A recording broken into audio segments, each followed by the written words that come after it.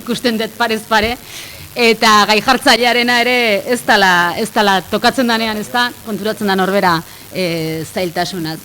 Bueno, ideiak asko joan dira, saiatuko naiz, nolabait, era batera edo bestera, elkar ukitu dutenak, edo nire ikuspegitik, ni jaso dudan horretatik, elkar ukitu dutenak ekartzen, elkar ukitzeak esan nahi du, batzutan koinziditzeko eta beste batzuetan txinparta ateratzeko, biak iruditzen zaizkit onerakoak direla. Hoiek ekartzen eta batez ere hemen planteatu den gaia, hau da, euskara, generoa, klasea, jatorria, arraza, gaur eta gurean nola biltzen diren, hor sortzen den arragoak, hor sortzen zaizkigun arazo eta galderei, nola baiteko erantzunak edo tentsioak izan daitezkenak hortatik jotzen ez da. Ez dakizuek, ni goizekoak entzun da, geratu zaidan inpresio orokorra hizlari guztiekin da, tentsio detektatze bat badagoela guztien artean, ez? Hori behintzat partekatzen dela, era batera formulatu edo beste era batera formulatu. Eta justu hoiek direla guri ere sortzen zaizkigun korapiloak eta ziuraski hemen gauden gehienok nola edo hala erantzun nahi ditugunak edo irudika dezakegun mundu hobeago horretarako tresnatzat horiek askatzea konsideratzen dugunak, ezta? Aldebiko istasuna, uste aipatzen zula Itziarrek momentu batean, ez? Intersekzionalitateaz, edo elkarguneaz, edo, bueno, biharko agindu digute sustraik eta maialenek, ez? Ekarriko digutela hitz egokia, bitartean bi hitz horiekin ibiliko naiz. Aldebikotasun hori, ez? Momentu berean, pertsona bera, gutako bakoitza, zapaltzaile eta zapaldu izateko leku hori. Hortik abiatu naiz, esate baterako. Mariluz, zuk abiaburuan maketoaren erreibindikazio bat egin duzu, ez? Edo hala ulertu dut. Horren berrirakurketa batena edo reapropiazio batena, ez? Tentsioak ekartzen hasita. Euskaldun elebakarraren bizipena non geratzen da hor? Badago aldebikotasun hori abiaburu gisa botatzen dut. Eta jakina, edozein momentutan, postitak badituzue, baino eskua altxatzearen ohiko ariketa hori ere asko eskertuko dugu. Gainera guztiek azpimarratu didate, mesedez, jendeak hitz egin dezala, gu erantzuteko gaude, hau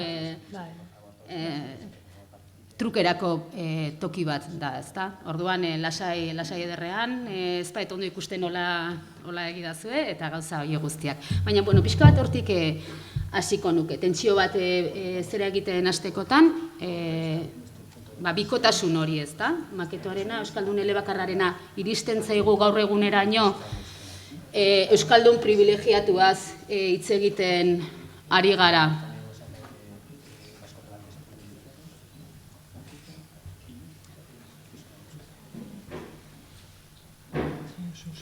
Bai, esan nahi dut, ez da, azken boladan asko da bilen, nik askotan entzun duten kontua, ez da. Bai, ni moderatzailea naiz. Ez, nik ikusten dut tentsio hori, ez? Edo bikotasun hori.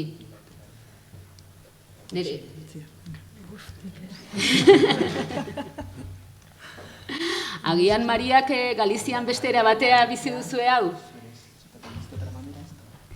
Esan nahi dut, ziurazki hemen daukagun korapiloetako bat, edo azken aldian, baita euskalgintzaren inguruko diskurtsoetan ere sortu den kontrajartze bat da, ez?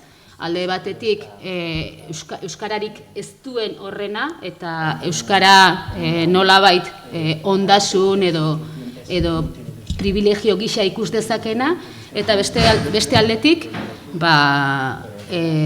euskara edo euskaldun izateko zailtasuena duenarena. Eta badirudi konfliktoan sartzen zaizkigula bi figura horiek. Galizian hori bizi da, ez da nola da hori, igual hortik ikus dezakegu argia. Bueno, eu dicía, isto está encendido. Escoitadesme.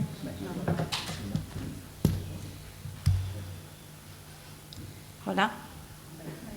Sí? Sí. Eu comentaba antes que é moi importante pensar nos contextos e nas historias, e creo que precisamente neste aspecto a lingua galega e o euskera son bastante diferentes e presentan unha situación moi distinta. Lehen esaten zuenez, historiari eta testu inguruari erreparatu behar zaio, eta alde hortatik euskera eta galegoa oso desberdinak direla. En Galicia temos que ter en conta que case o 90 e tantos % da poboación entende galego, ainda que non o fale, e polo tanto non temos este problema de inintelixibilidade que pode existir co euskera. Temos outros perigos e outras circunstancias, pero non esta. O que pasa é que é interesante porque o que nos dá a entender é que hai estrategias que nun lugar poden ser subversivas, en outro lugar poden ser colonizantes. Por exemplo, perdón. Galizian ez dago halako arazorik, han biztanleen 80% galegoz hitz egin ezarren ulertu egiten duelako, badira beste arrisku batzuk, beste inguruabar batzuk, eta horrek zer pentsatu ematen dio, estrategia batzuk inguru batean subbertsiboak izan ditezkenak, beste leku batean kolonizatzaileak izan ditezkela.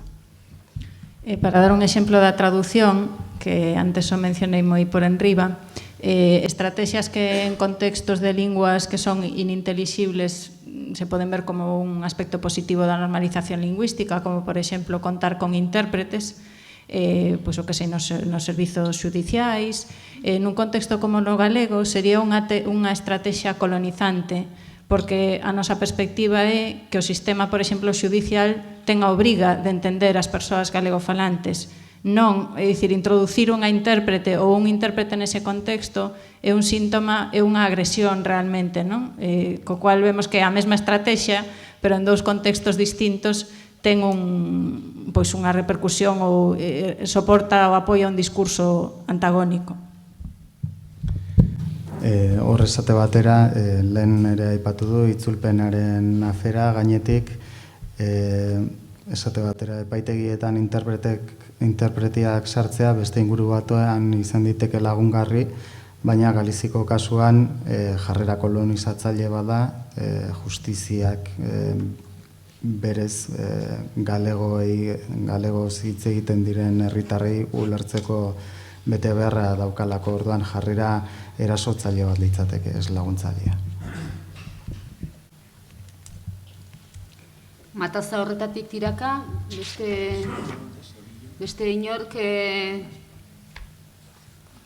hemengo euskararen historia sozialean halako aldea ikusten duzue esate baterako, gauza bata ulergarritasuna.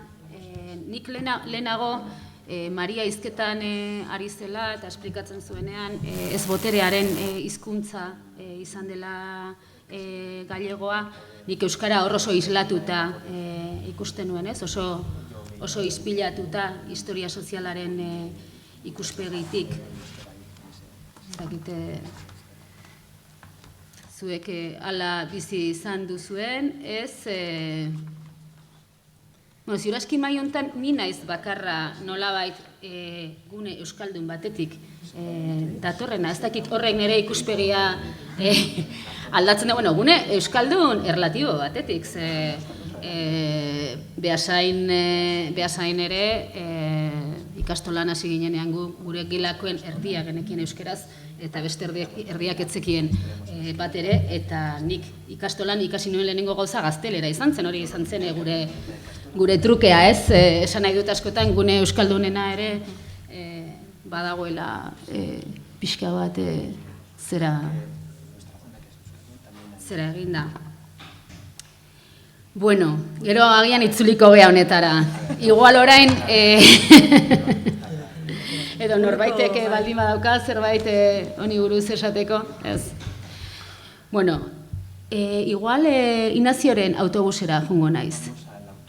Orain, bai? Inaziok bere hitzaldi bukaeran, pasadizo batekin bukatu du, emakume etorkin batekin topaketa autobus batean, eta ez dago ulermenerako edo tarterik ia, ez? Eta ondorioztatu duzuna da gaur egun batzen gaituen hori kapitala dela. Eta halaber zure hitzaldian Joseba Sarrionandiari tiraka baita ere aipatu duzu imaginario alternatibo eta berrien gabezia. Hori nola lotzen da, nola bait gaur egungo klasea definitzeko zailtasun horiekin, edo gukeu klase batean errekonozitzeko zailtasunekin gure buruen autodefinizioa egiteko garaian.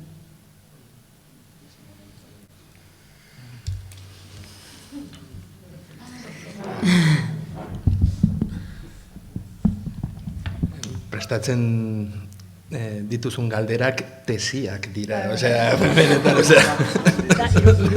Bueno, alako gaia jartzen dituzuelako mai gainean. Zue planteatutako galdera dira, Nik jaso egin ditut, eta... Alde batetik, lehen ja zerbait aurreratu dut. Klasearen inguruko hausnarketa, kontzientzia galdu egin da. Hori ja arazo bat da. Guztiok klase ertainekoak gara. Eta hori gezurra da. Langileak gara, orokorrean. Gero, badaude eliteren bat eta bar, baina orokorrean langileak gara. Eta zentzu hori berreskuratu behar da. Gero, egia da, maila batzuk dauzkagula, prekariotasunarekin, langabezia, eta bar, baita etxeko lana ere. Hori ere importantea da, Mariluzek aipatu du. Hori nik uste dut arazo zentrala edo nagusia dela oraindik gure jendartean. Zer egin etxeko lanarekin. Normalean, emakumeek lan hori egiten dute, kobratu gabe edo soldatari gabe, baina kapitalismoak behar du edo horren beharra dauka. Beraz, hori alde batetik. Gero, ja ez gara hiritarrak, konsumidoreak edo konsumitzaileak besterik ez gara. Hori ere, adibidez ikusten da grebekin. Greba orokor bat suertatzen denean edo egiten dutenean, beti kesaren bat agertzen da esanez. Nik eskubidea daukat garraioa hartzeko, hau erosteko, dendetara joateko. Hemen iruditegia beti konsumidore batena da, ez hiritar batena. Beraz, hori ja, biak nahastu dira, hiritarraren rola eta konsumitzailearen zeregina edo rola ere bai. Eta hori arazo bat da. Bukaeran, kapitalismoak demokrazia barneratu eta iraintzi egin du. Eta hori, nola eman buelta edo nola irauli hori arazo handia da. Eta hori lotuta dago klaserik ezari. Edo klasearen zentzurik ezari. edo faltari. Eta hori da nire ustez arazo real bat, eta oraindik alderdietan sartzen ez dena, modu zentralean edo modu sakonean. Eta hori horren bila zerbait asmatu behar dugu. Ikusten duzu nonbaiten asmazio horren ernamuinik edo zantzurik? Tokiz-toki, agian hirietan, auzoetan, batzuetan, aztarnaren bat aurkitzen duzu. Baina diskurtso politiko ofizial haundian, nire ustez ez dago gauza handirik. Batik bat, autoeskundeen ikuskizunarekin, beti 15 egunetan dena erabaki, planeatu, planifikatu, eta esan behar dugu. Eta bukaeran hori ez da benetako politika. Aste honetan irakurri dut, nik uste dut egunkarian edo ez dakit non, benetako politika deitzeko beste hitz bat asmatu behar dugula. Izendapen berri bat behar duela. Eta nik uste garai honetara heldu garela. Eta gero, emakume eskale etorkin hijitonekin, gero beste gauza bat daukagu, klasetik, jendartetik, kanpo geratzen den jendearekin zer egiten dugun. Marxismo klasikoan bazegoen termino edo hitz bat horretarako, lumpen proletargoa edo, agian gogorra da, baina bazegoen termino bat hori zedarritzeko eta honetaz mintzatzeko. Hori ere orain erderaz oso ongi esaten dute esklusion sozial. Esklusion sozial ez da ezer. Pobrezia da zerbait. Eta jendarte batek markatzen duen pobrezia edo ekoizten duen pobrezia. Hori da. Baina esklusion sozial, esaten den moduan, hori ez da ezer. Ematen du zeruetatik eroria edo etorria dela, eta hori, honekin gertakari horren kausak galtzen dira. Azterketa soziologikoan, politikoan, eta hori beste modu batez planteatu behar da. Eta gainera, gu hiritarrak gara eta besteak dira baztertuak, baztertu sozialak. Eta zergatik eta nola eta non dauden auskalo. Baina bapatean autobus geltokian berarekin topo egiten duzu. Bizi da, ez? Eta topo egiten duzu. Eta orduan gorpuzten da, ez? Egoera.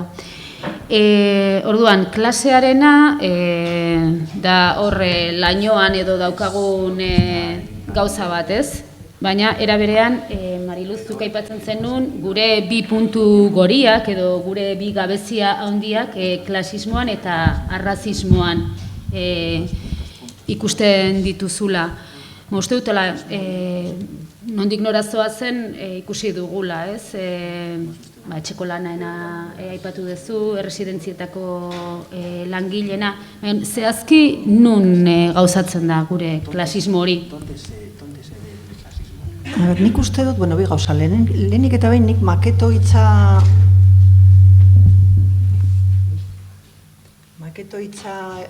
ez orain ez da entzuten edo bai? Koplatzen da. Maketoek hitz egiten digut. Historiatik.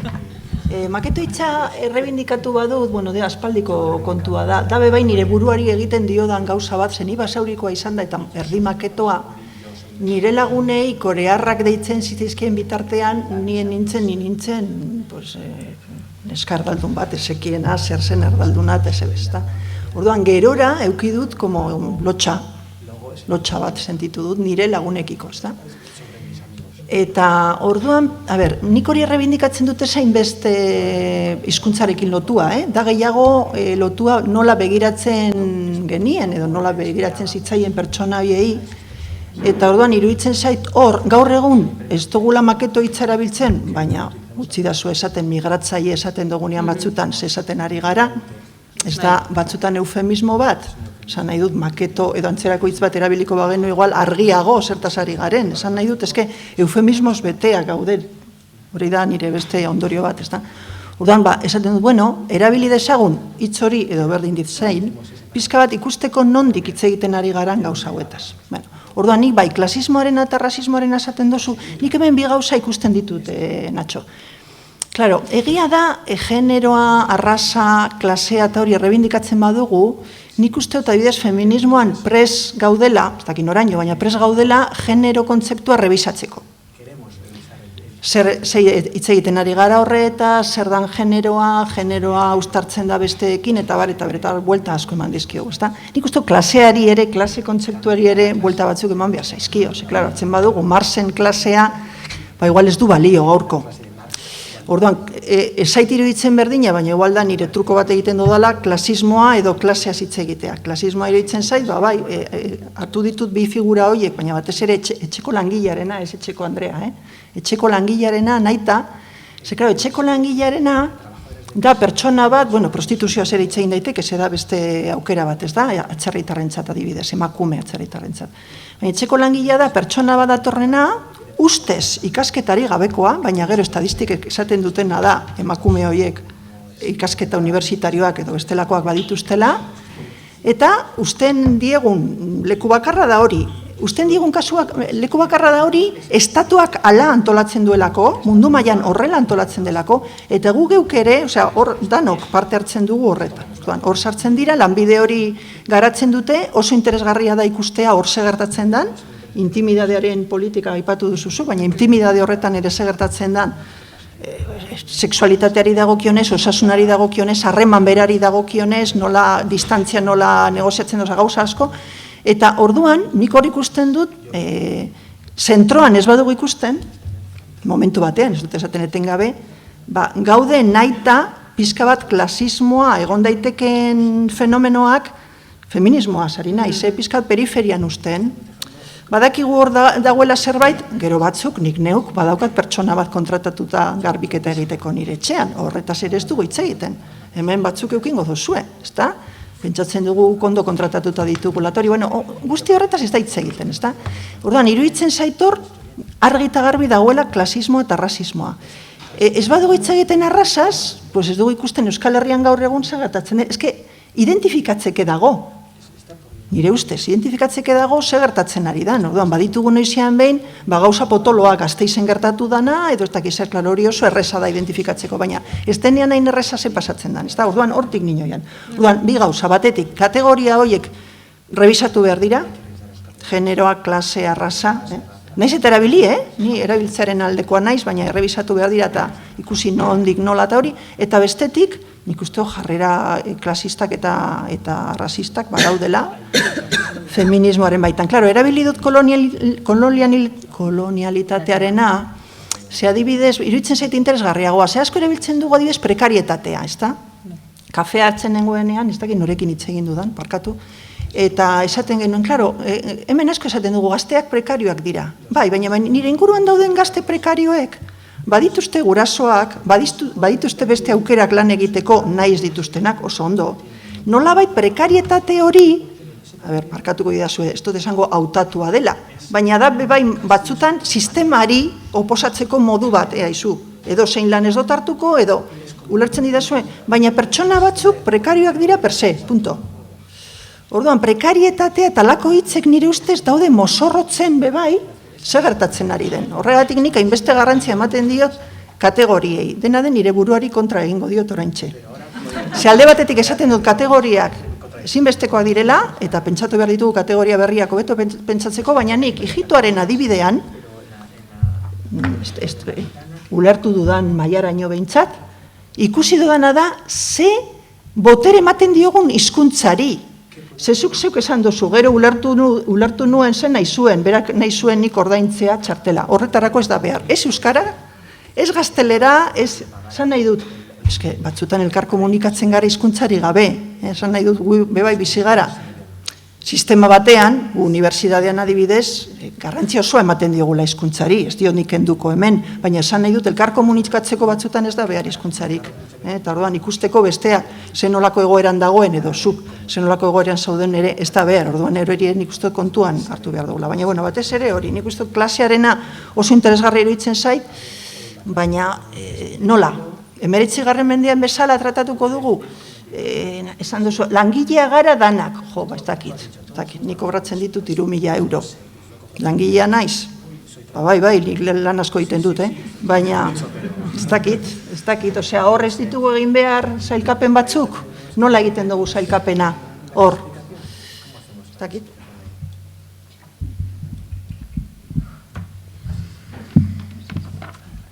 Itziar nahi dezu zerbait aipatu, Maria, bestelanik, edo Nacho nahi dezuna, baino ez Mariluzek zioenaren aritik, nik ez daukat hain argi prekarietatea hain aukerakoa eta hain urria den.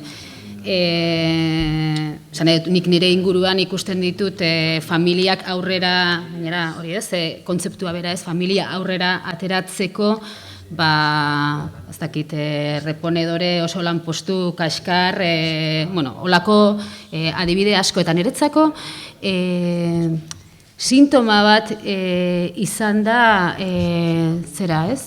Jaurlaritzako sailburuan RGIarekin esaten duenean 600 eurorekin duinki bizi zaitezkela.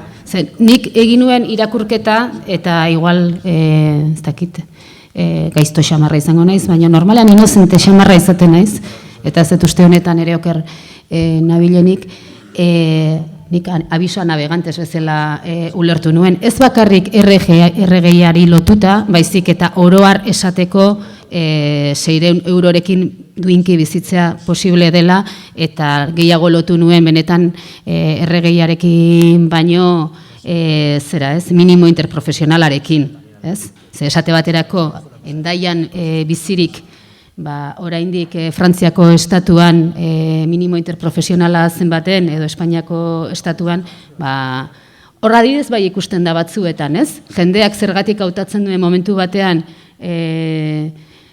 bidasoaz alde batera lan egitea edo beste alde batera lan egitea oraindik. Deseraikitzen masibo honen barruan, jakinik ere joera Macronek ziuraski badakarrela berdintzea, baino Espainiaren aldera, ez? Kasu honetan. Orduan ezakit. Ni bizi baldintza estuagoak ikusten ditut gero eta hurbilago eta gero eta masiboago, naiz eta egia den gure ehun sozialean oraindik ere oasiaren ideia bederen hain txertatua egon, ez?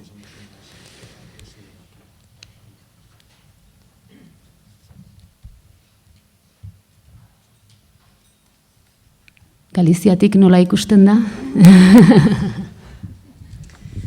A ver, estaba así escoitando e reflexionando un pouco sobre estas cuestións da clase, tamén o que dicía Mariluz.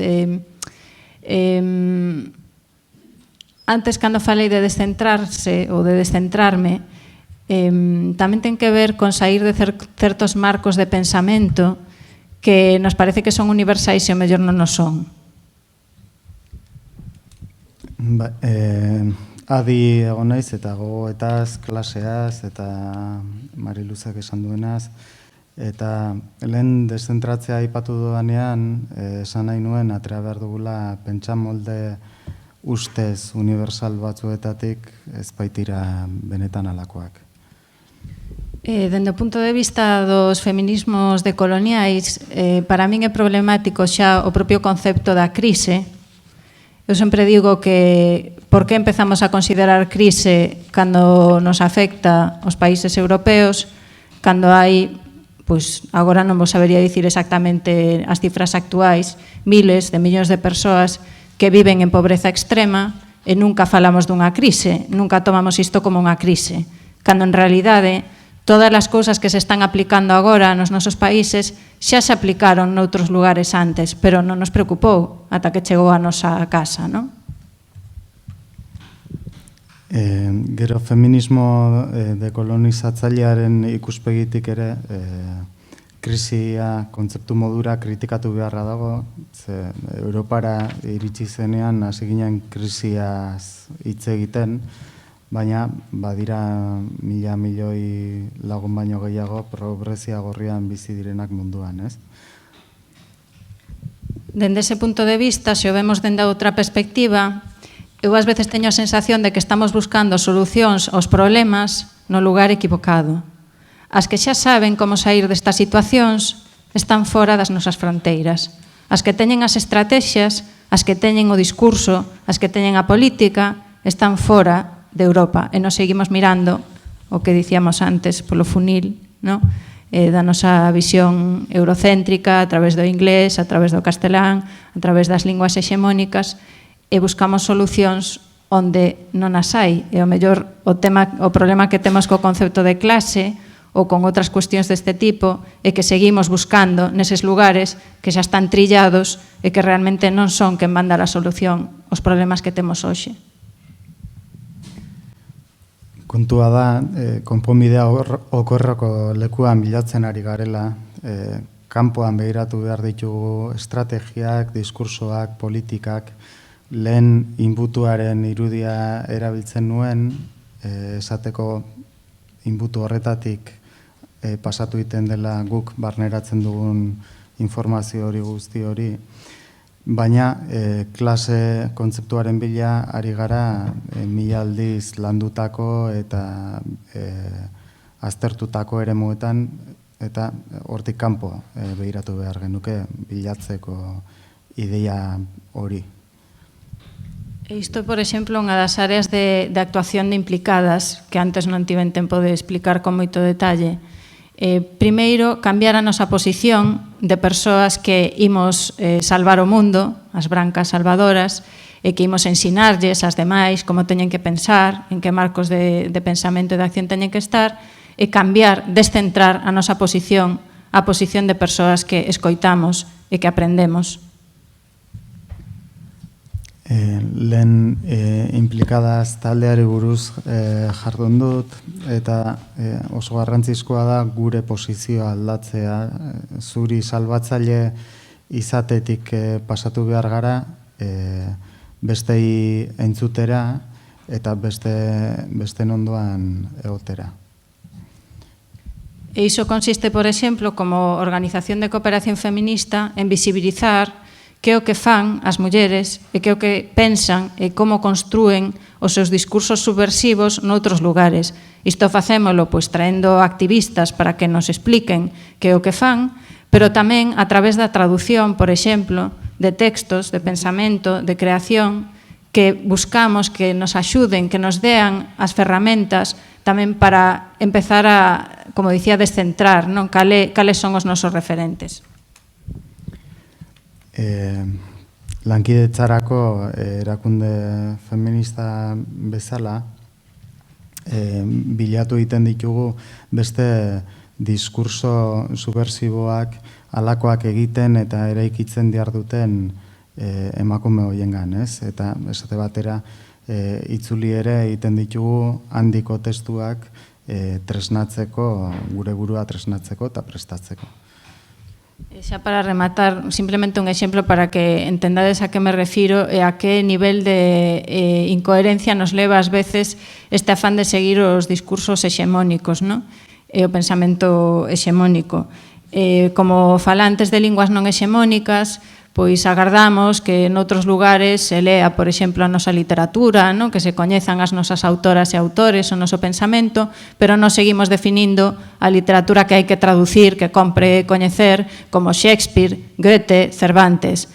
Entón, se nós mesmas non somos capaces de empezar a redefinir que é o que hai que coñecer, nós que estamos xa nesa posición máis de subalternidade con respecto á lingua, pois malamente podemos, digamos, agardar que o resto, as posicións aínda máis hexemónicas que a nosa, tomen ese camiño, non? Entón, eu creo que o papel que temos dende os feminismos decoloniais é cambiar o foco e cambiar tamén o foco epistemolóxico e teórico de como pensamos e como conceptualizamos os problemas e as situacións as que nos temos que enfrontar nós mesmas, non? Hor badugu inkoherentzia bat, eta da pentsaera hegemoniko horri segitzea, eta esate batera gurea kanpoan irakur dezaten, literaturaz ari dela, hori bilatzen dugu, gure literatura edo kanpora ateratzea, baina ez dago benetan gogoetarik kanpotik ona ze itzulpen egin behar diren, eta nolako testuak itzuli behar diren. Orduan, lehenbizi gure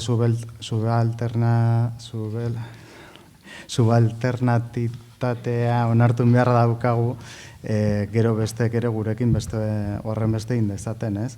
Orduan, egin behar dena da, foko epistemologiko hori aldatu, eta behiratzeko modu hori aldatu. Itziar. Entzuten da? Bueltatuko naiz pixka bat krisi eta prekaritateari inguruko, piztu zait pixka bat pare bat idei. Beste egunean unibertsitatera etorri zen Joseba Zalakai, berasiz lan egiten du, eta esan zigun, behintzat hemen Euskal Herrian krisia, edo bere ustez, gehiago pairatzen ari diren edo ari diren pertsonak bada ja pobreak zirenak, bai? Oda pobreagoak bihurtu direla, bai? Eta hori adibidez, haiek ez daude hemen, baina bai, igual Mujeres de Montsetik bai ikusten dugu, adibidez etzeko lanetan lan egiten duten emakumeak, kontatzen dute, lanak gero eta hori soldatak badira bajuagoak, lan egiteko baldintzak ez daudela, eta horretan haiek bai nabaritu dutela krisia. Eta gero, berriro nigatik hitz egiteko, orain asko hitz egiten da millennial generazioa, eta uste dut nik adibidez, millenniatik garenok, nik hor sartuta egongo nintzateke, eta bada gaur eguneko gaztaroak edo ez dakit, inoiz ez da izan hain prestatuagoa edo ez dakit, ni behintzat nire ingurukotasunean, eta justu orain hitz egiten egon gara, aurkitzen ari naizena da tesiak, eta bakarrik unibertsitatera joatea, baizik eta tesia aurkitzea, hizkuntzak menperatzea, eta jendea ezin duela nahi duen lanpostuak eduki, edo baldintza oso oso bajuetan, klaseak ematen ez dakizen bat klase eta bakarrik 400 edo 300 euro kobratzen. Ez dakit hori prekaritatea, eta uste dut bai dela, baldintza prekarioak, eta adibidez, justu orain pentsatu dut, nik justu irailean izango dut nire lehenengo kontratu horrela formala 4 urterako, eta nire sentipena da, ni privilegio bezala, ezta? Eta, bihar beteko dut 25 urte. Orduan, pentsatuz edo nire ama ikusten, edo nire gurasoak ikusten, nire ama beti lan egin du, lantegi berean, eta ni bakarrik azkenengo 15 urteetan, lan edo leku desberdinetan, eta ez dakit, gero ere bai orain dela 2 urte joan nintzen Manchesterrera, eta hor bai ikusi nuen nola ere bai krisiaren efektuak hor zeuden guztiok, ze ere bai krisia asko eragin du, jendea atera behar izan du, batez ere gazteak, eta egia da, unibertsitateko edo unibertsitateko ikasketekin, eta haiek hor sentitzea ere ez dakit klase, baina bai desberdintze hori,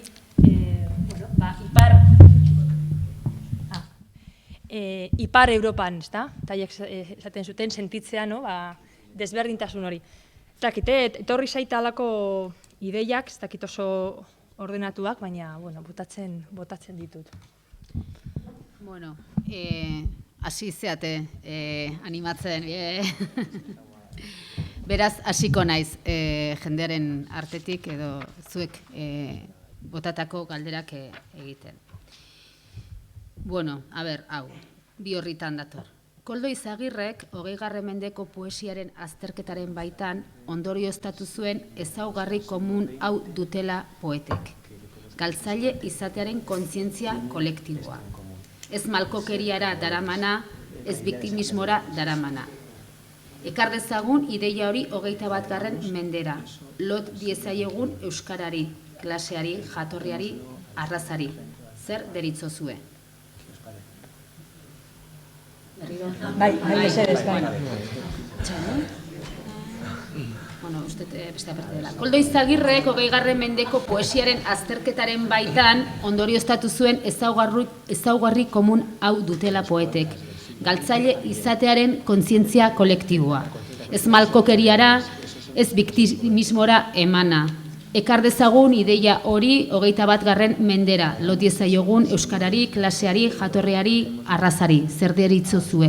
Galtzaile kolektiboaren ideia hori ekartzea. Pentsatzen dut lotzen dela lehen aipatzen genuen imaginario berriekin, imaginario kolektiboekin. Eta bururatzen zait honekin lotuta Juan Luis Zabalaren liburu ezagunenetako bat ere galdu arte dala, eta galdu arte tartasuna garai batean mintzat erreibindikatu zela, ez giro batzuetan. Balio digu poeta galtzailearen iruditeriak. Bueno, zer esan nahi du galtzaile izatea, ez? Bueno, ez dakin orkidatzi duen, igual argitu beharko liguke, ez? Venga, zizan lotxatiak, ala, venga gotzon. Zerrekin dago lotuta galtzaile izatea?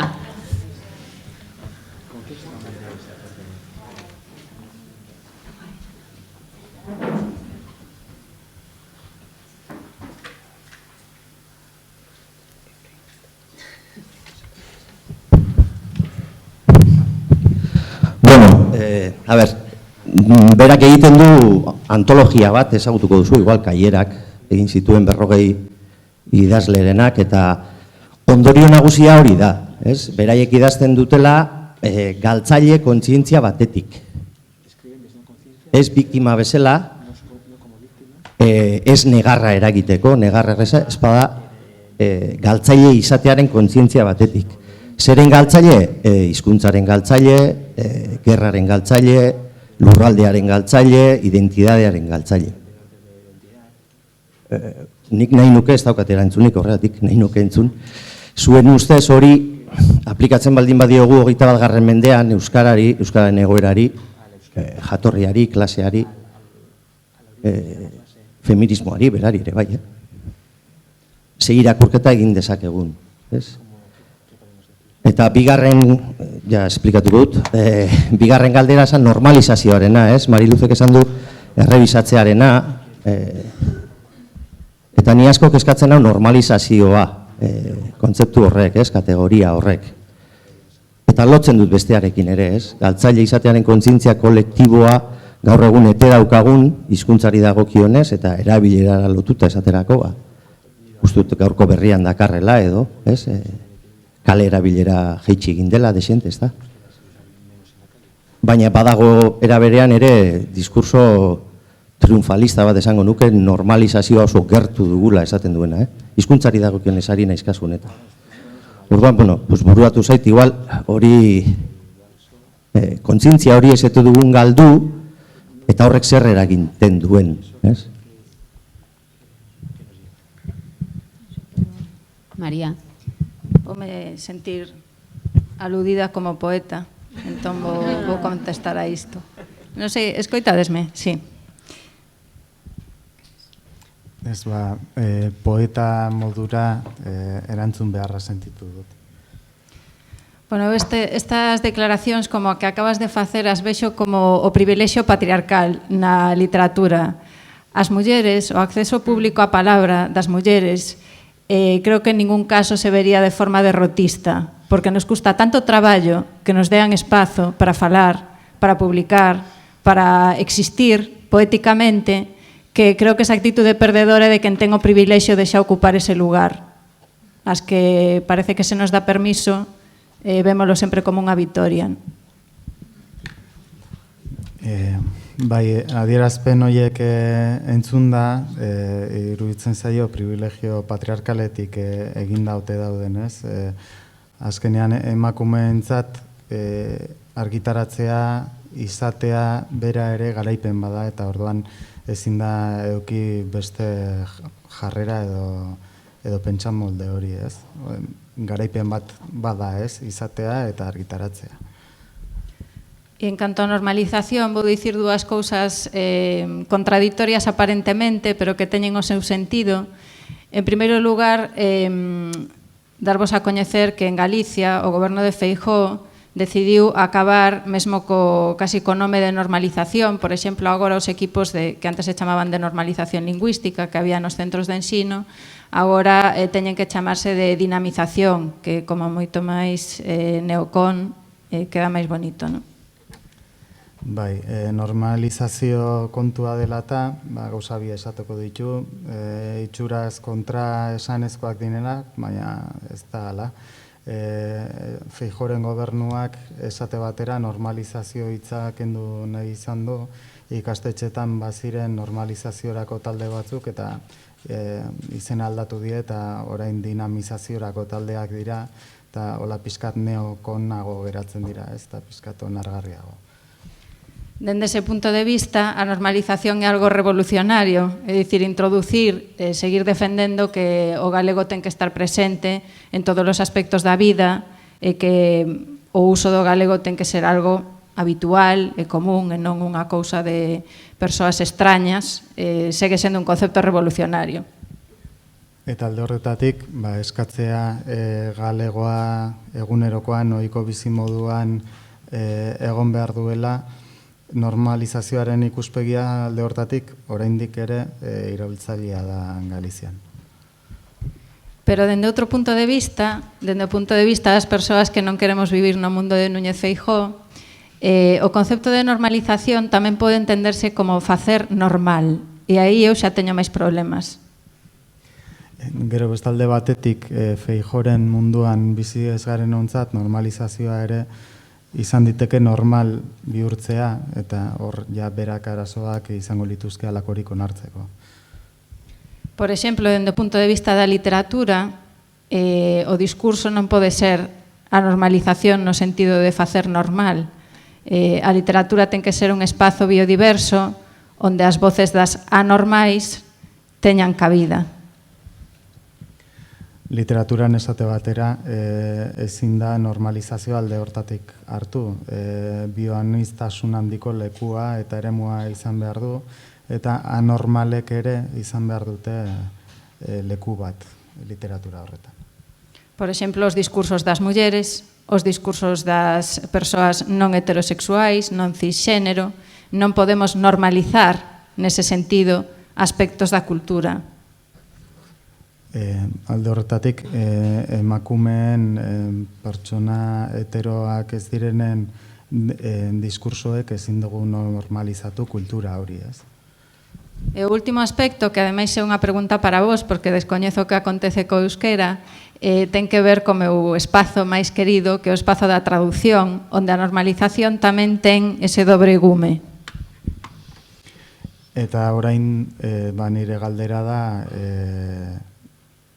itzulpenaren hildotik datorrena, berak hortan lan egiten duelako, ia Euskal Herrian itzulpenen inguruan ia normalizazioak baduen bitasun hori, ez? Lehen aipatu dituen alderdi bi horiek.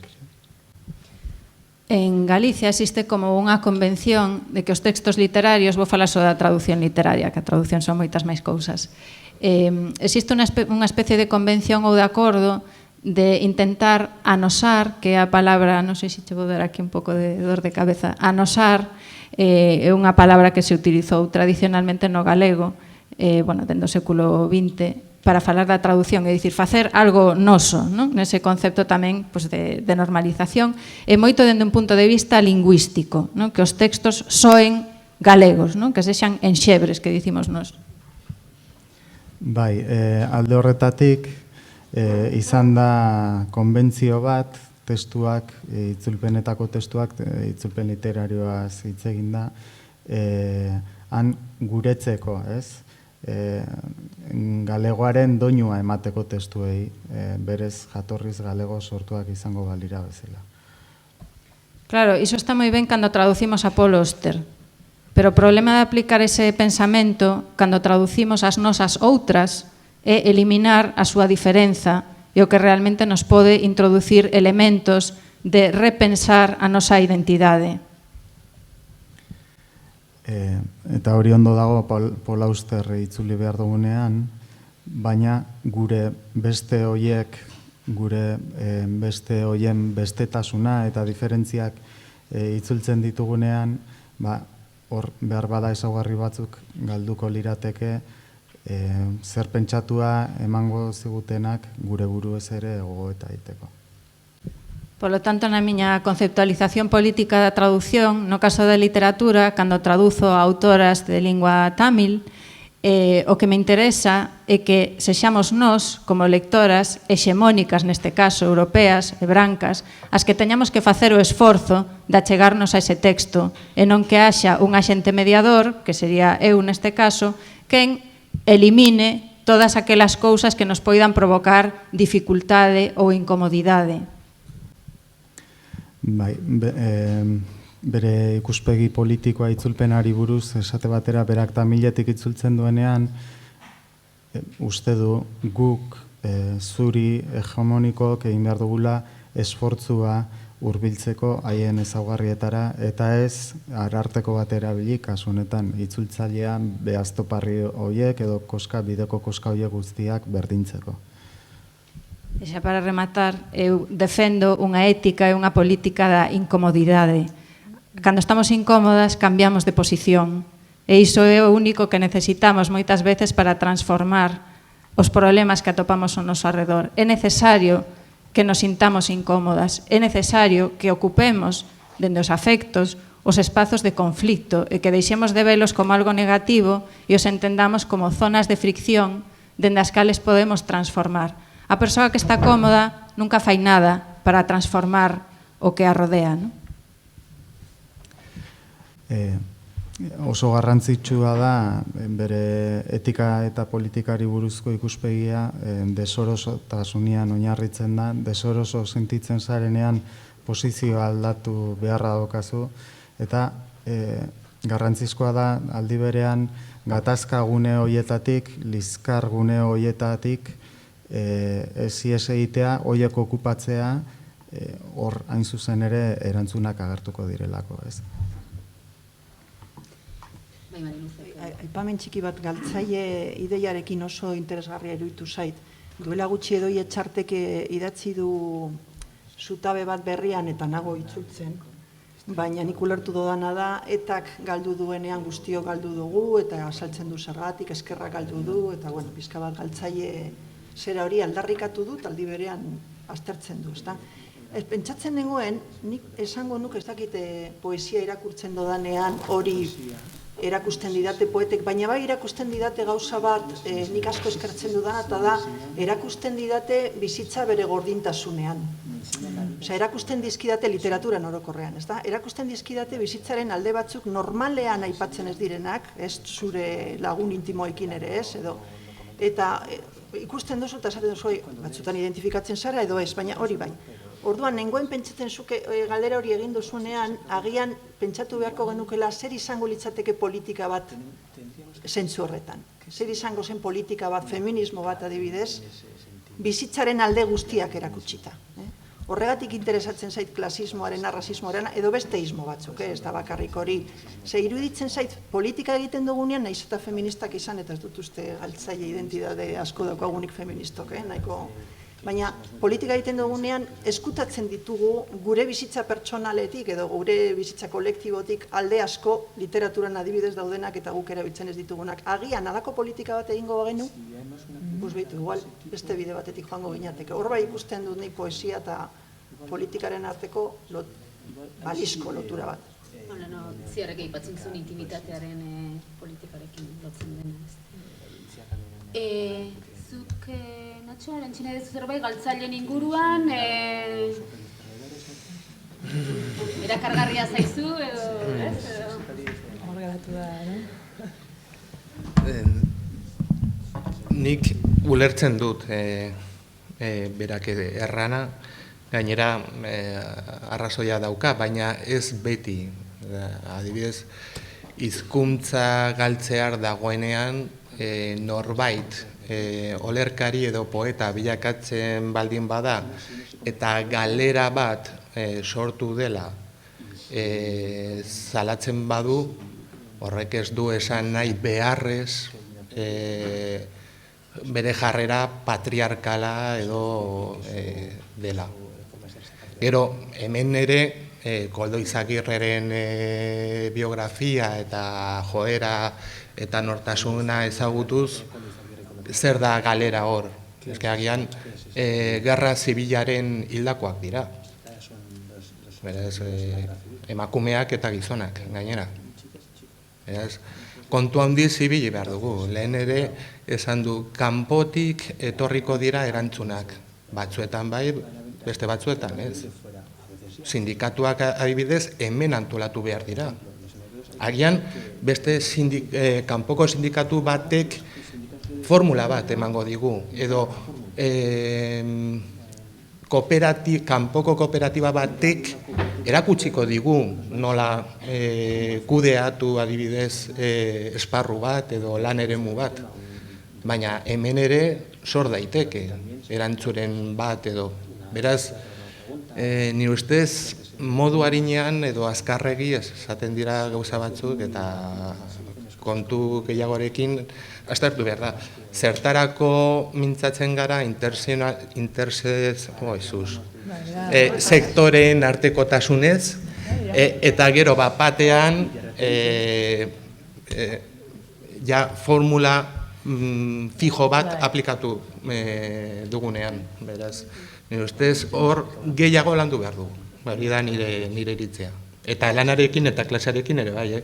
Lehen, etxeko lana aproposa aipatu dut. Badakit, etxeko langilea arlo bat dela eta beste bat etxeko lana. Baina nire ustez kapitalismoaren barruan oraindik arazo handi bat da zer egin etxeko lanarekin.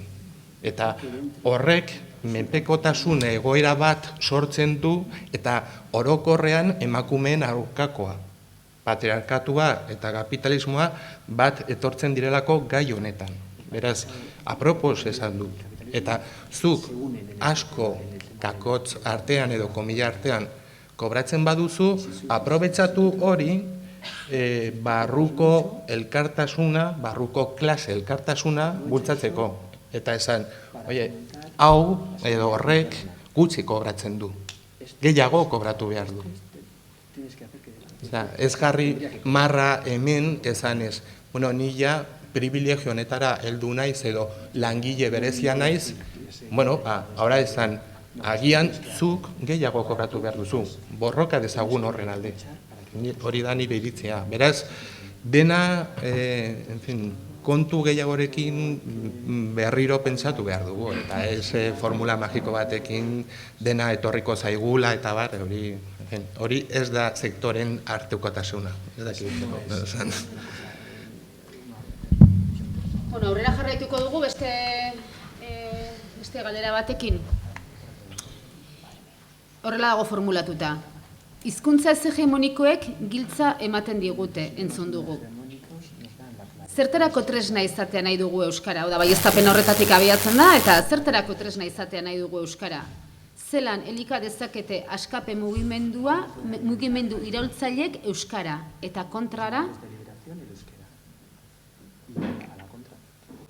mugimendu eraldatzaileek zer ekarri zaioketen euskarari, kontrara zer, eta zertarako tresna izatea nahi dugun euskara. Euskara, galiziera izan daiteke, parekoak dira. Bueno, esta axúdame a puntualizar unha cousa ao fío deste último comentario. Bai, horreko iruzkinaren arira honek lagunduko dit gauza bat zehazten. Cando falaba antes de buscar solucións noutros lugares, se cadra non me expliquei moi ben, non me refiro a copiar fórmulas, que é o que nos pretendemos que as outras fagan de nós, senón a desfacer as epistemoloxías, e vou dar 2 exemplos. Lehen konponbidea kanpoan bilatu behar zirela esaten nuenean, enuen esan nahi kanpokoa kopiatu behar zirenik, ez bada epistemologiak desegin behar genituela, eta adibide bi emango ditut. Cando aquí empezou a crise, un dos problemas que máis preocupaba, ou polo que máis se medía, era pola caída da venda de coches. Era un indicador que preocupaba socialmente moitísimo, que non se vendían coches, non? Entón, iba a haber unha caída do emprego, unha caída do nivel adquisitivo, etc. etc. Hemen krisia hasi zenean, kezkarik handiena zen autosalmentak ikaragarri bera intzuela, eta horrek ekarriko zuela enpleguen galera, erosalmenaren berakada.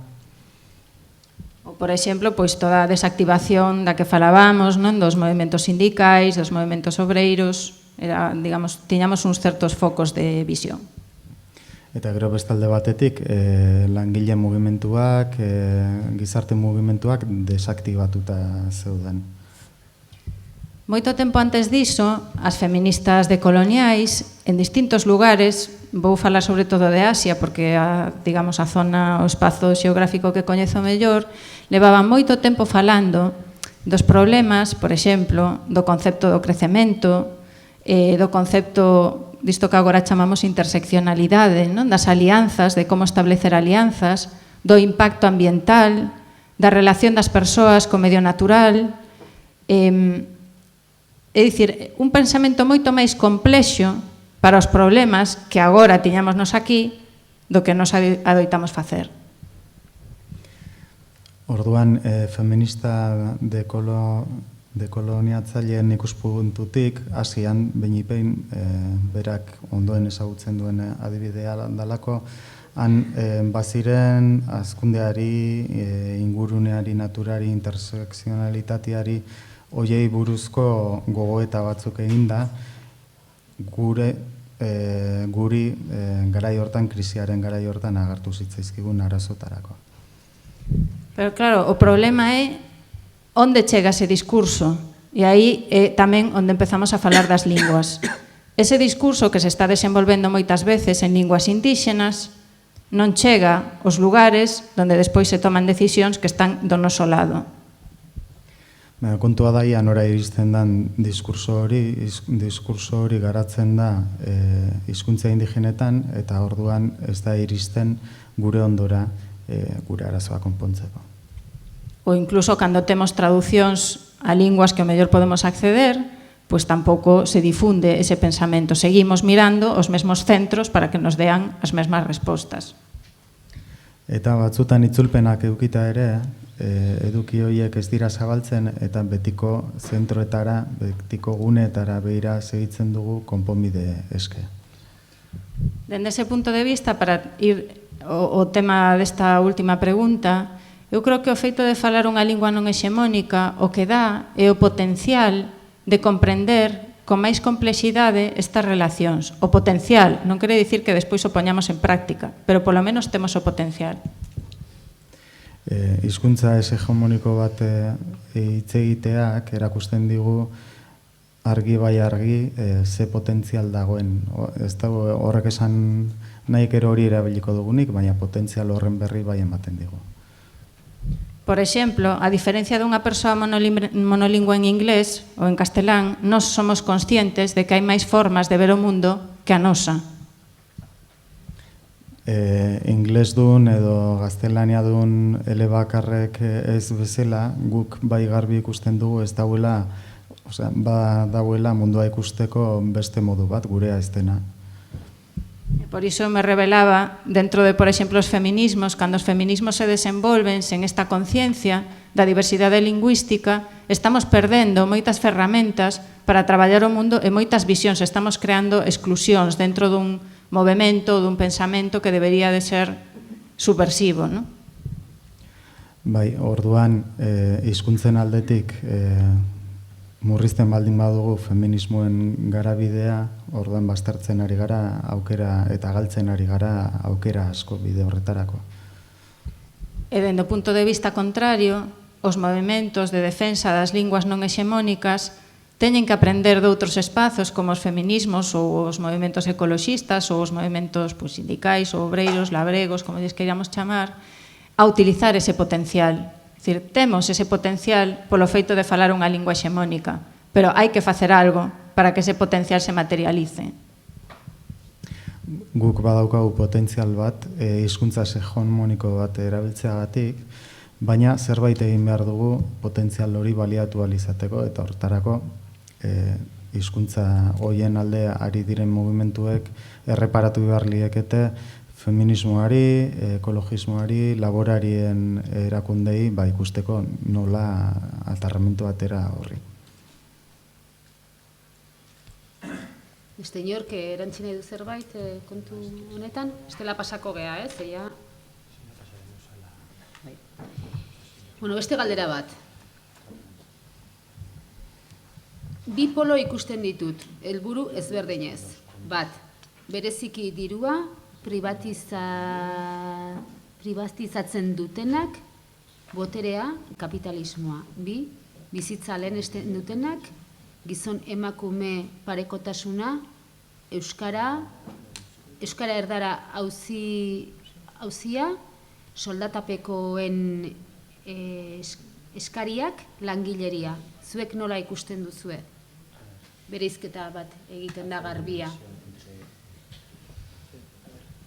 Bipolotan.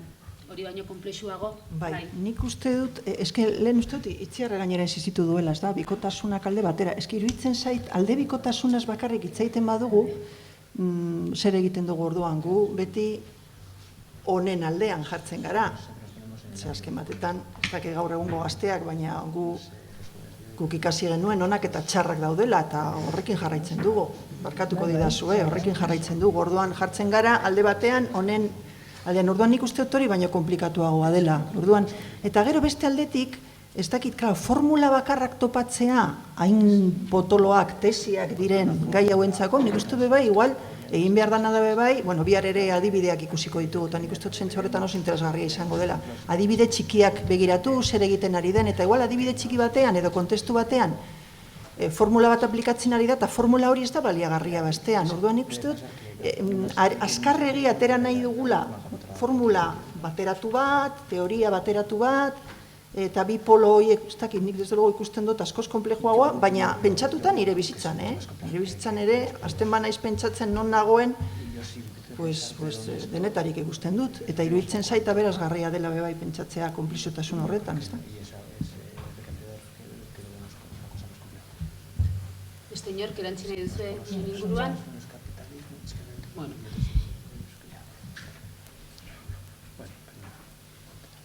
Galderak honela dio. Intersekzionalitatearen arrisku bat zapalkuntzen olimpiada dela esan du Itziarrek. Zer izan daiteke horretan ez jausteko jokaera kolektiboa? Kategoria guztiek dute garrantzia bera? Bueno, hor leno nik ere puntatuta neukan hierarkizazioaren kontuarekin, ez? Justu, uste duzuk beharra edo iradukitzen zenuela, ez? Komenigarritasuna aldiz Itziarrek ezezkoa edo nolabait horizontalizatzearen alde egiten zuen gehiago, ez? Bai, bueno, ez dakit, igual ez dut oso argi adierazi, baina ez da bakarrik igual horizontaltasun hori eta guztiak baliaga edo balio berdina dutela, baizik eta testu ingurua, ez da? Testu ingurua eta nola hor badago testu inguru sozio-historiko eta esaten dugunean baldintza materialak, instituzionalak, eta hor, nik uste dut, hor hasiko direla, ze zapalkuntzak edo, badira adierazgarriagoak. Pizka bat hori azaldu dudanean da, batzuk, nire ustez, askotan pentsatzen dugu beti, edo, ez dakit, igual patriarkatua dela garrantzitsuena, edo, justu beti izan da, klasearen borroka, eta zalantzan jartzeko, ez dela beti, eta hori ez dela finkoa, baizik eta, gainera nik uste dut gaur eguneko konplejitatean hori ezin dugula alako borroka finkoak eta nire bai gero eta gehiago gustatzen zait edo mugitzen naiz grisa horietan, ez da, edo ezakit nola esan, hor zer pasatzen da, ez muturretan baizik eta. Bai, ez muturretan baizik eta zer pasatzen da, hor nik uste matiz asko eta egoera desberdinak daudela. Bai, ez dakit, ulertu saldu nahi zen. Zuk, Marilu, nik lehen ulertu dizute, aniztasuna edo intersekzionalitatea bera pixka bat berrikusteko proposamena egiten zenuela, hain justu, hierarkizaziorik ez dagoelako, beraz, uler daiteke ikusten duzula premia, ez, hierarkizazioena.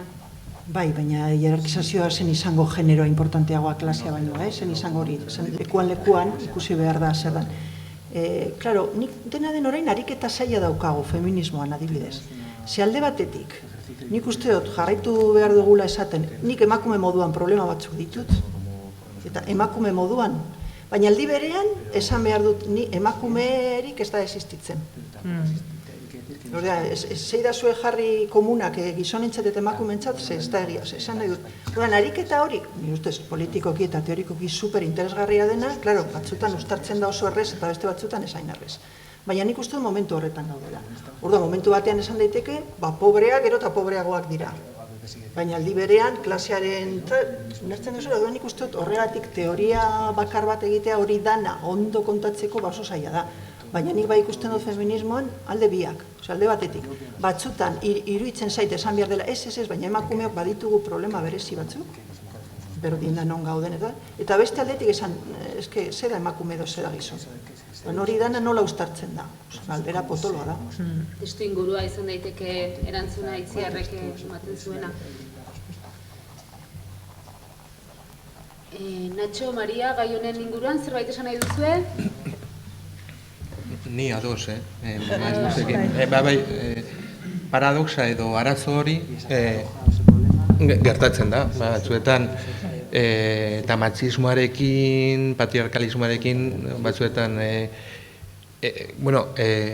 Angela Davisen aipatu dut, esklabotzan ere, batzuetan generoa kontuan hartzen zen, adibidez, zigortzeko, sexu bortxaketan eta bar, baina beste aldetik ere, generorik gabekoa zen. Eta gizon beltza bezalakoa zen. Beraz,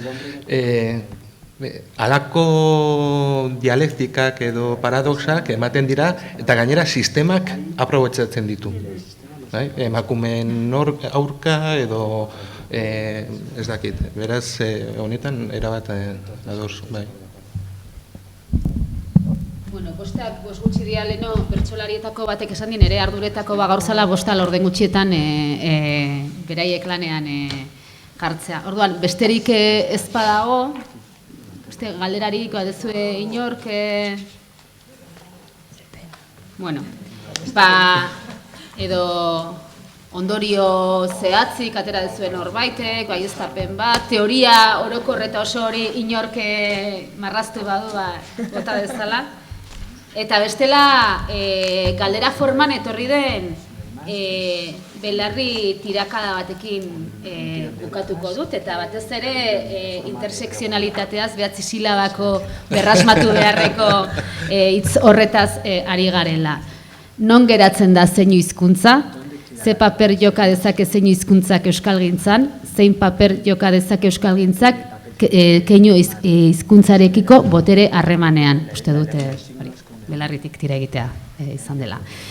Bueno, eskerrik asko, denei, Antxon, Maria, Inigo, Nacho, Itziar eta Mariluz, eta zer esanik ez zuei, eta, bueno, orain Plaza Andre eta Gizonei emango diegu tokia, eta bihar arte.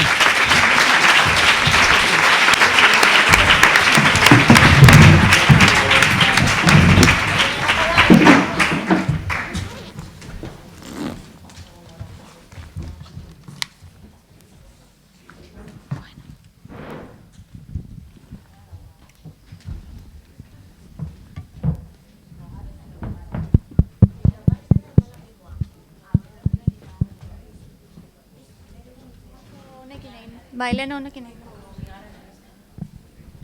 Bakoitza bat zeukan, Bata.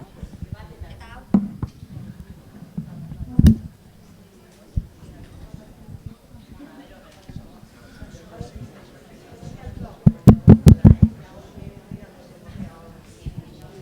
Probatu pixka bat, agarren. Bai.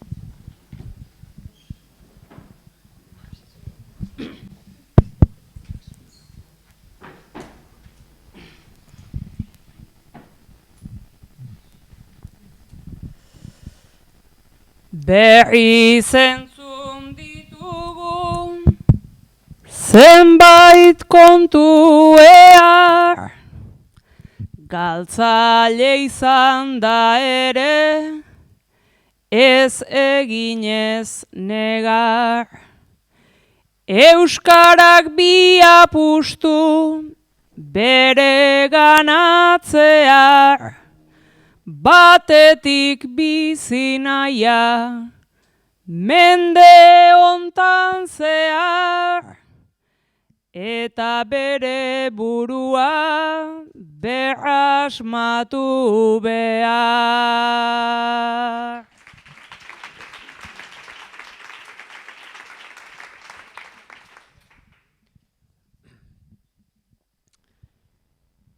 Ez da jakiten aixe zer den datorrena, eta datorren horrek berez dakarrena. Urrenaren utsa zein, utsaren urrena, oraina bizitzea, ta sortzearena, hizkuntzen erronka da, eta personena.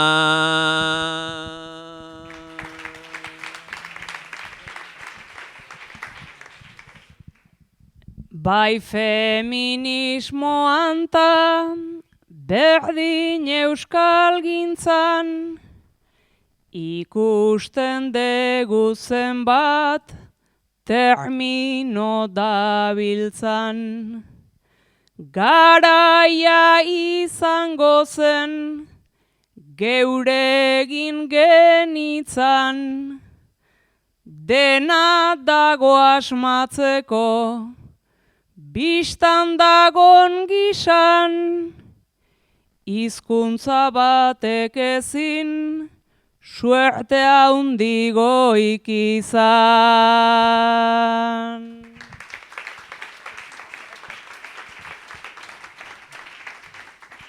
Asmatu behar ditunak bereak eta bi, Aurrean ez aldauzka bide txur ugari, baina begira jarri gure zilborrari.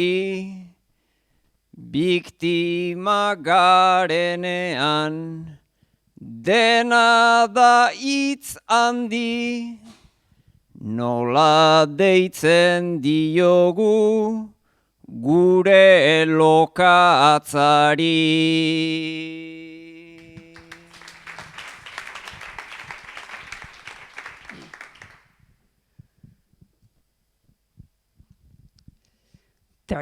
Tristura biktimismo larria atxean, gustora ere egon leike geure lokatzean.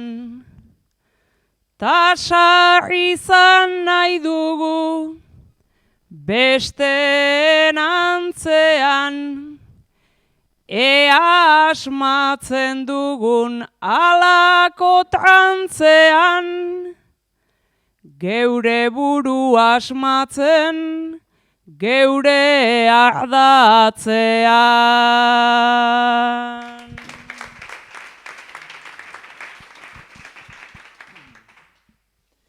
Bide horretan hartu dugu abiada, ardatza gugan dago, ta bada bultzada, baina gugana bea segizazu ara, berrasmatu behar bada gu eta euskara, diruaz hizketan hasi beharko gara.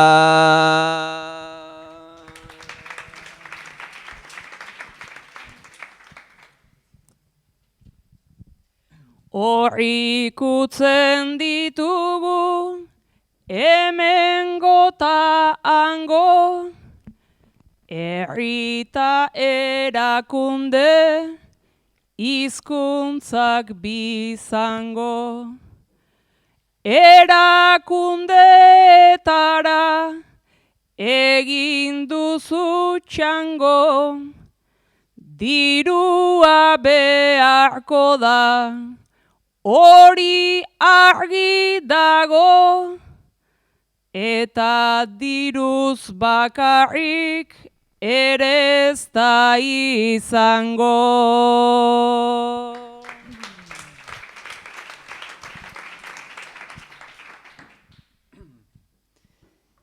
Ez nenbilen bakarrik erakunden teman, baizik gure tabuek sortzen duten leman.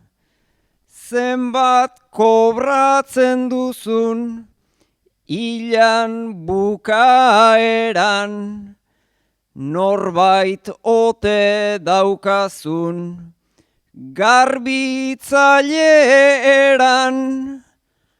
Haunditan izan nahi dut Mari Luze Esteban.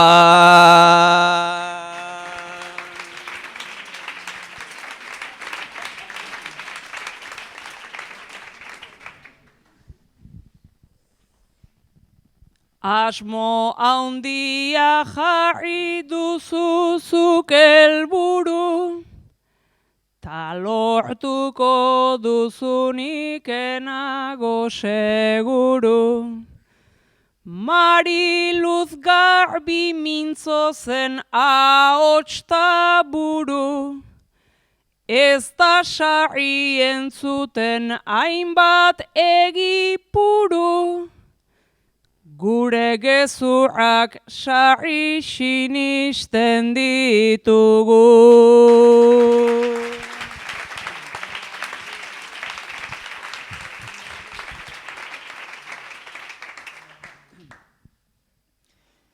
Gure gezurrak nekez ditugu ikusten, naizta gero egiek gaituzten zapuzten. Hasiko ote gara ederra itxusten, lehenago esan dizut, ze amets nituzken, baina ez dut asmatzen, eufemismoz usten.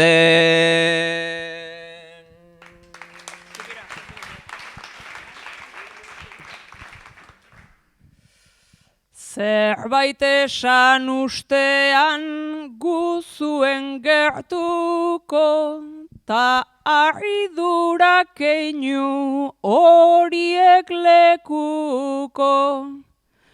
Orain arte egin zaie irten bidei uko, ta orain ez dugu guk soluzionatuko.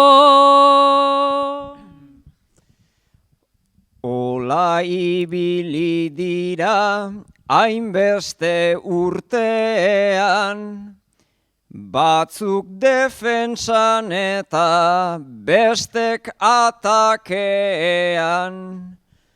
Dena profetizatuz listillo artean, orain arte guztiak dabiltz bapatean.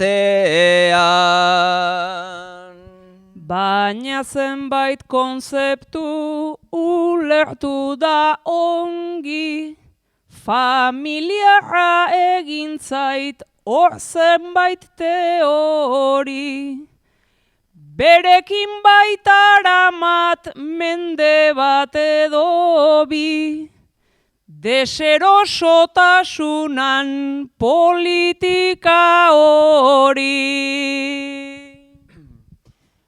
Hori gustatu egin zait nerire benetan, naizala sentitzean, sentitu penetan, beti mejoratzeko itxaropenetan, harri txintxar txiki bat behar da zapatetan. Deserosotasuna jotzen dut aintzako, hemen bazen keinu bat eta guretzako. Silak deserosoak aipatu beharko, gutxinez nigisako hankamotzentzako. Beraz silei boteak zuk pare bat begi, jarri zaizkizun ontan aurpegi zaurpegi, naita nahi alzenuen deseroso segi, bazpare ezpaitzara lurrean eseri. Aukeran bai zegon horren beste jente, deserosotasuna egonda presente. Zirikatu nahi zuten igarri desente, bazkaiare horregatik jarri dute tente. Bazkaltzen egon gara, tente aldez alde, eta sentitu gara, restauranen pare. Egia esan pentsatzen nuenik erabe, ze ondo jan liteken platerarik gabe. Seguru asko izango zen zeneukan gozea, tortilla platerean ta tripan aizea.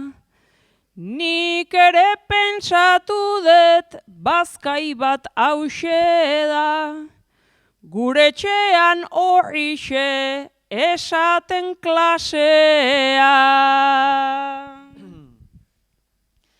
Bazkaltzen ari ginen ta bazkaldu arau, tortilla entrekota, kroketa ta enparau.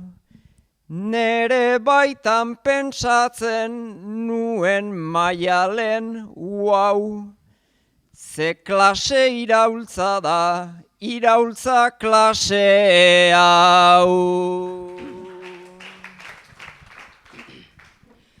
Goizean lehen bastante komplikatu gara, ta bazkai klase hortara ondoren plazara. Pikoteo ta trago ona eta ara, eta siesta garaian berriz rotondara.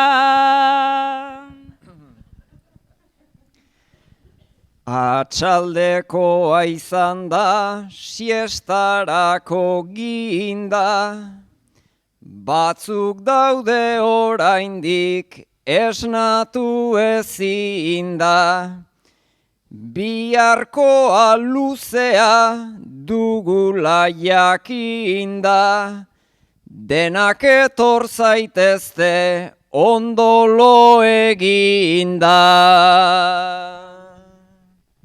Bazkalostean beti logurata gandu, hemengo densidade hau nola neugandu.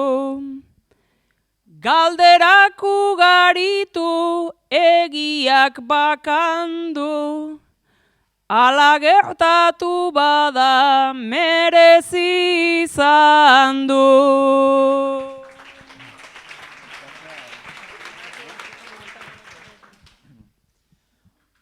Orain bisita eta pintxoak ardotan, gero kontzertu batzuk ta kotxera lotan.